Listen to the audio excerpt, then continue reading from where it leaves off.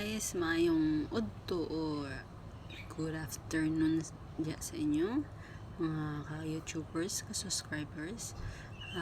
Karong adlaw is 2 days na sa atong 2025 New Year. So January 2025 New Year. So what's that coming? Kasi na siya. Something coming here. Oh, who is it? Is that Lucas? I think no, it's not. It's not Lucas. So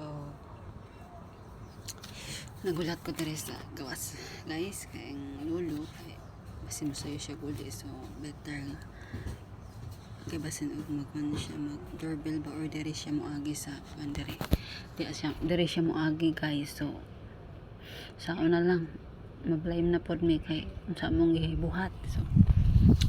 So na ako diri sa gawas, guys. Nagulat ko kay lulo for kanang lang siya, hulat lang, kay mas maayo nang maghulat ka, guys, kay maubyan na naandan. So kapila na si lulo giagi diri sa kusina, aning kusina giagi siya diri.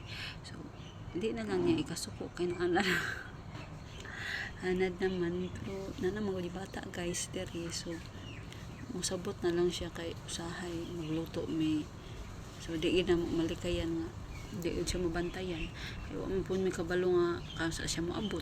So what we gonna do now is maghulat na lang gid ko ani para dili gid ko malipat nga balik ang akong amo ug sayo.